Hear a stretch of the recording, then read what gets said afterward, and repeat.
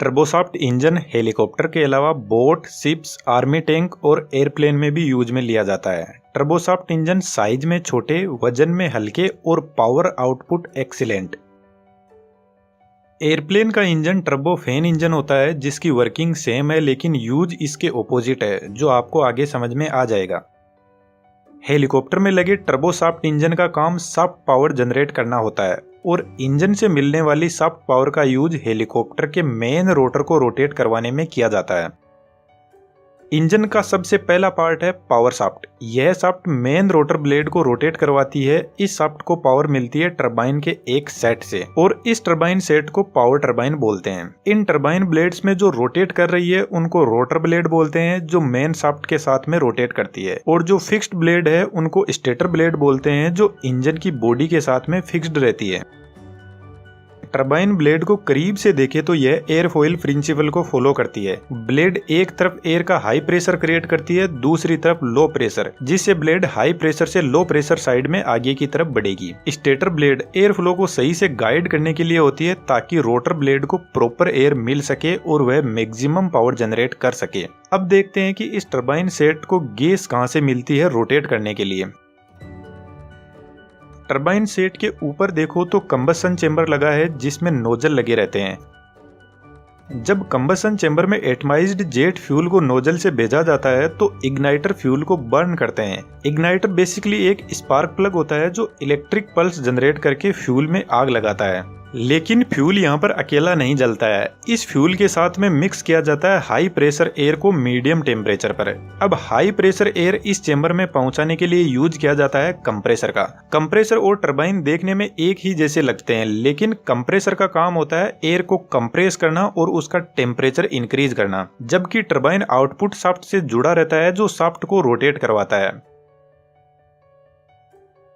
यहाँ पर लगा कंप्रेसर सेट एक होलो शाफ्ट से कनेक्टेड रहता है। इस होलो शाफ्ट को मेन पावर शाफ्ट के ऊपर सेट कर दिया जाता है, लेकिन ध्यान देने की बात है दोनों शाफ्ट इंडिपेंडेंटली रोटेट करती है। कंप्रेसर को रोटेट करवाने के लिए एक दूसरा टरबाइन जिसको गैस टरबाइन बोलते हैं, इसको पावर टरबाइन सेट के पास में अरेंज किया जाता है इसी होलो शाफ्ट पर। इस टरबाइन का काम सिर्फ इतना है कि कंप्रेसर को पावर प्रोवाइड करवाए ताकि वह बाहर से एयर को अंदर की तरफ खींचे और उसको कंप्रेस कर सके।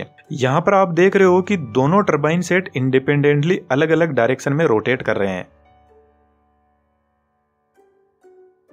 अब देखते हैं हेलीकॉप्टर को जब स्टार्ट किया जाता है तो यह मैकेनिज्म कैसे काम करता है। सबसे पहले हेलीकॉप्टर के अंदर बैठा पायलट फ्यूल को इग्नाइट करके रखता है। जब फ्यूल इग्नाइट होता है तो रैपिडली एक्सपेंड करता है, एक तरीके से यहाँ पर धमाका होता है। देन फ्यूल पहुंचता है गैस टरबाइन के पास में। गैस टरबाइन रोटेट करने लगेगा जिससे कंप्रेसर भी साथ में रोटेट करने लग जाएगा और कंप्रेसर बाहर से हवा को अंदर की तरफ खींचेगा और उसका pressure, temperature and velocity increase करके कंबसन चेंबर तक पहुंचाएगा।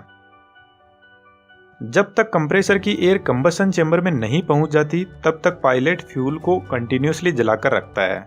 इन अदर वर्ड्स, जब तक इंजन अपनी 45% ऑपरेटिंग स्पीड तक नहीं पहुंच जाता तब तक स्टार्टर बटन को प्रेस करके रखा जाता है।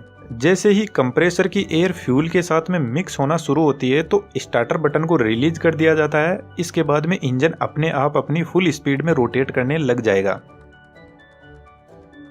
कंबसन चेंबर से निकली हुई हाई टेम्परेचर वाली गैसेस पहले गैस टरबाइन को रोटेट करवाएगी, उसके बाद में पावर टरबाइन को रोटेट करवाएगी।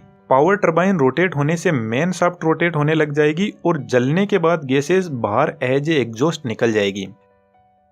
लेकिन जो एयरप्लेन का टर्बोफैन इंजन होता है उसमें इस एग्जॉस्ट को नॉर्मली हेलीकॉप्टर के इंजन की तरह बाहर नहीं छोड़ा जाता। पीछे की तरफ एक नोजल लगा रहता है जो इन एग्जॉस्ट गैसेस को पहले कन्वर्ज करता है फिर डाइवर्ज करता है, जिससे इंजन को आगे की तरफ थ्रस्ट लगता है। और टर्बोफैन इंजन में मेन शाफ्ट पावर को इस बड़े फैन को रोटेट करवाने के लिए काम में लिया जाता है।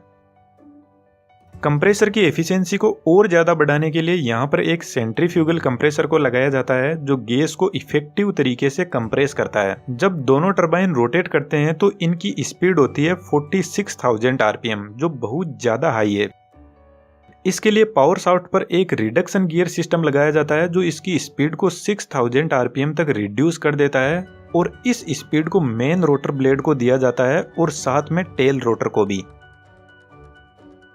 क्या आप सोच सकते हो जिस इंसान ने टर्बोसॉफ्ट इंजन को बनाया होगा उसका माइंड कैसा होगा? एक्चुअल में इन सब के पीछे बहुत सारे लोगों की मेहनत लगती है। ट्विटर, फेसबुक, यूट्यूब, कंप्यूटर्स, कौन है इन प्लेटफॉर्म्स को बनाने वाले? टर्बोसॉफ्ट इंजन का कंप्रेसर बाहर से बहुत ज्यादा एयर को अपने अंदर की तरफ खींचता है और उसकी सिर्फ 20% एयर को ही कंबसन चेंबर में भेजा जाता है। बाकी 80% को कंबसन चेंबर की कूलिंग में काम में लिया जाता है, क्योंकि जब जेट फ्यूल जलता है तो उसका टेम्परेचर 1700 डिग्री सेल्सियस तक होता है और हमारे पास में ऐसी कोई भी मेटल नहीं है जो इस टेम्परेचर को लॉन्ग टाइम तक सहन कर सके। इसलिए बहुत जरूरी है कि कंबसन चेंबर की कूलिंग की जाए। और कूलिंग के लिए आपने नोटिस किया हो तो कंबसन चेंबर में आग मेन एयर फ्लो के रिवर्स डायरेक्शन में फ्लो कर रही है और इस टेक्निक को कहा जाता है काउंटर फ्लो हीट एक्सचेंजर। इस मेन एयर को कंबसन चेंबर के चारों तरफ रोटेट करवाया जाता है और कंबसन चेंबर में कुछ होल्स और स्लॉट्स की हेल्प से कंबसन चेंबर के चारों तरफ एक प्रोटेक्टिव शील्ड तैयार की जाती है जो प्रॉपर कूलिंग प्रोवाइड करवाती है।